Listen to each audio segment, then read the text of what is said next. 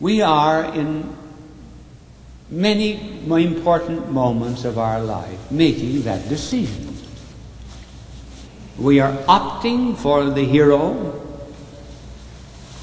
or we are opting for the one who for the moment is quite unpopular. Or to put it in other scriptural language, we are going to one of two cities. St. Augustine of the 4th century wrote a book called The City of God, in which he contrasted it with the city of evil. Now, in the last book of Scripture, which is the book of Revelation,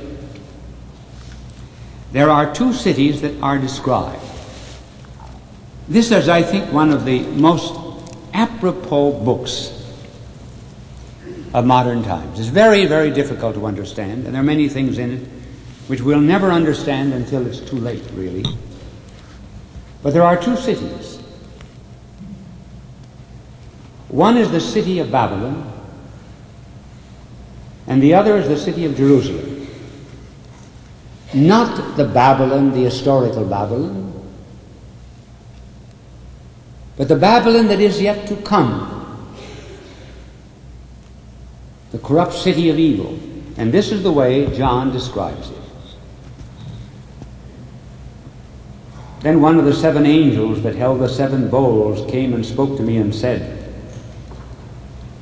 "Come, and I will show you the judgment on the great whore enthroned above the ocean. The kings of the earth have committed fornication with her, and on the wine of her fornication men all over the world have made themselves drunk. In spirit he carried me away into the wilds, and there I saw a woman mounted on a scarlet beast, which was covered with blasphemous names. The woman was clothed in purple and scarlet and gold and jewels and pearls. In her hand she held a gold cup, full of obscenities and the foulness of her fornication. And written on her forehead was a name with a secret meaning: Babylon the Great, the mother of whores and every obscenity on the earth. The woman I saw was drunk with the blood of God's people and with the blood of those who had borne their testimony to Jesus." That is one city. Then the other city,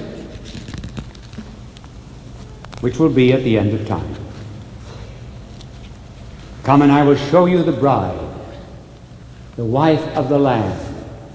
Who's the Lamb? Our blessed Lord.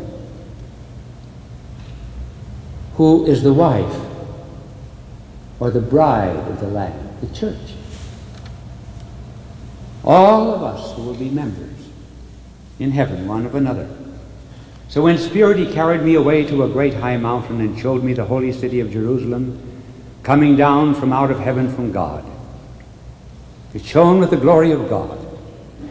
It had the radiance of some priceless jewel, like jasper, clear as crystal. It had a great wall with 12 gates, at which were 12 angels, and on the gates were inscribed the names of the 12 tribes of Israel." So ultimately, at the end of our choice, after having chosen either Christ or Barabbas, there will be two cities awaiting us: the city of Babylon and the great marriage. For in heaven there will be the marriage of the Lamb and the bride, which is the church. Now let us look at a few characters who have made this choice. St. Augustine. St. Augustine was the hippie of the early church. He was a very learned man, dissolute, but he still had a yearning to be good. And he often prayed, "Dear Lord, I want to be good, but not now. A little later on." We all say that prayer. And one day he was with his friend Alypius in a garden, And he was torn on the inside between following the way of the Spirit and following the way of the flesh.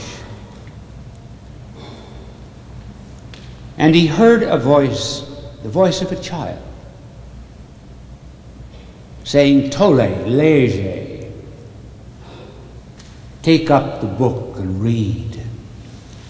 And he read from the Epistle to the Romans, not in chamberings and in impurities, but in obedience to the Spirit. And Augustine chose that day to follow Christ and became one of the great saints of the church. Even pagans had this choice.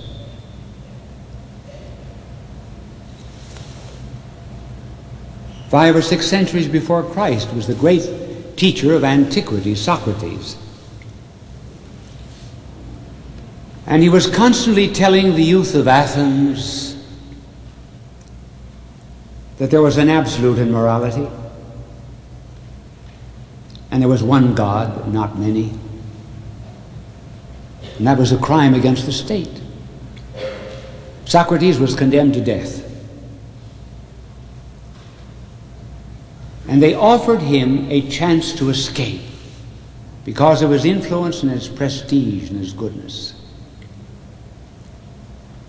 And Socrates would not escape. And they gave him the hemlock juice. And he drank it.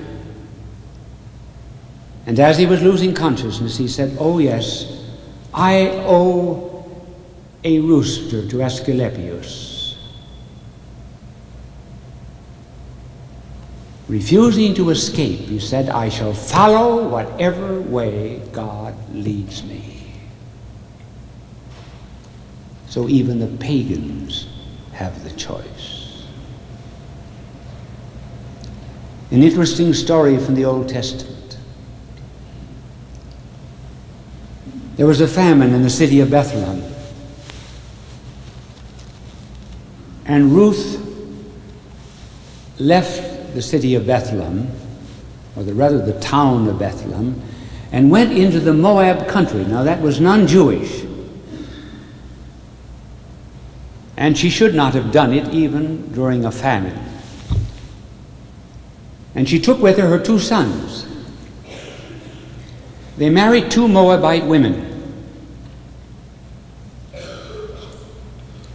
The 2 sons died. Naomi had 2 daughters-in-law in her hand. One was Ruth, and the other was Orpah.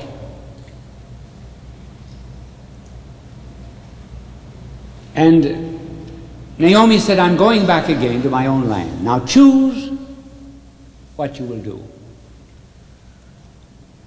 Ruth said, "Your God shall be my God. Your country shall be my country. Your Lord, my Lord. I shall go with you." Orpah went back to her pagan people. Ruth became the great-grandmother of King David, who was the notable king who foretold the kingship of our blessed Lord. So at the beginning, therefore, of these series of conferences, think on the choice that you are making. Never be discouraged. You have plenty of help. We will develop that as time goes on. And perhaps I can describe maybe some of the difficulties that we have and the hopes in terms of some of the great sculpture of Michelangelo.